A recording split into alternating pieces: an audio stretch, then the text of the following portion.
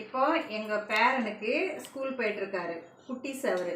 அதனால் அவருக்கு வந்து கடையில் பொருள் வாங்கி கொடுத்தா வயிற்றுக்கு சேர மாட்டேன். குழந்தைங்க ஸ்நாக்ஸ் பாக்ஸுன்னு நம்ம கொடுத்து விடுவோம். அதுக்கு வந்து இப்போ நான் ஒரு ரெசிபி வீட்டில் ரெடி பண்ணுறேன். இது பழசு தான், இருந்தாலும் குழந்தைங்களுக்கு நீங்கள் இப்படி செஞ்சு கொடுங்க, கடையில் வாங்கி கொடுக்காதீங்க. இப்போ நான் 1/2 கிலோ கடல மாவு எடுத்திருக்கேன். கடல மாவு எடுத்து நான் கொஞ்சம் உப்பு, தேவைக்கேற்ப உப்பு, கொஞ்சம் சோடா உப்பு. நம்ம சோடா உப்பு தேவைன்னா போட்டுக்கலாம், இல்லாட்டி வேண்டாம். போட்டு நல்லா இப்படி கரைச்சி எடுத்துக்கோங்க. நல்ல இந்த பதத்துக்கு நம்ம கரண்டியில் நான் கையில் பிசைஞ்சு விட்டாலும் சரி, இல்லாட்டி நம்ம தயிர் சிலிப்பது நல்லா கலக்கிக்கிட்டாலும் சரி, நல்லா இந்த அளவுக்கு எடுத்துக்கோங்க. எடுத்துக்கிட்டு நல்லா எண்ணெய் ஊற்றிக்கோங்க. இப்போ ஒரு 1/2 கிலோ மாவு நான் போட்டிருக்கேன். இதுக்கு எண்ணெய். இப்போ நம்ம இந்த பூந்தி தேய்க்கிற கரண்டி எல்லார் வீட்லையும் இருக்க வாய்ப்பு இல்லை, ஆனால் நம்ம இந்த அரிகரண்டியை யூஸ் பண்ணிக்கலாம்.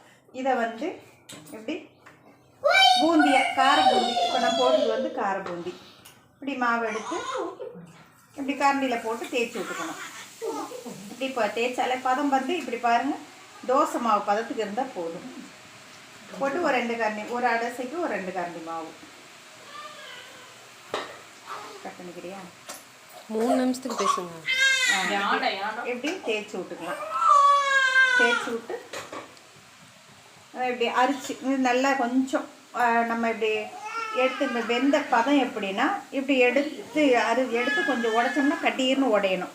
இந்த மாதிரி கட்டீர்னு இப்படி உடையணும், நெருன்னு இப்படி உடையணும்.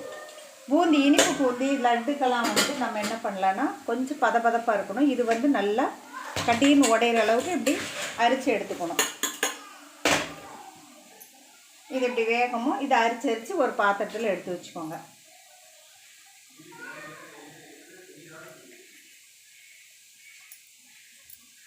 இதில் வந்து நம்ம என்ன பண்ணுறோன்னா, இது குழந்தைங்களுக்கு காரம் வேணாம், காரமாக வேணும், காரமும் சாப்பிட மாட்டாங்க, இருந்தாலும் லைட்டாக ஒரு 2 ஸ்பூனு வரமிளகாத்தூள் போட்டுக்கோங்க. நல்லா இந்த ஒரு சரங்க பூண்டு நல்லா நச்சு எண்ணெயில் வறுத்து இதில் கொட்டிக்கணும்.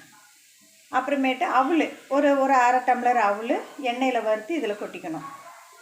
அதில் பொட்டுக்கடலை, நிலக்கடலை போட்டோம்னா சீக்கிரம் கெட்டு போயிடும். ஒரு 10 நாள் வச்சுருந்தோம்னா அது கொஞ்சம் சிக்குவாடை வரும்பாங்க. நிலக்கடலை தேவையில்லை, அதனால் பொட்டுக்கடலை கொஞ்சமாக வறுத்து அதில் 1 டம்ளர் பொட்டுக்கடலை வறுத்து இதில் போட்டு நல்லா கிளறிக்கலாம்.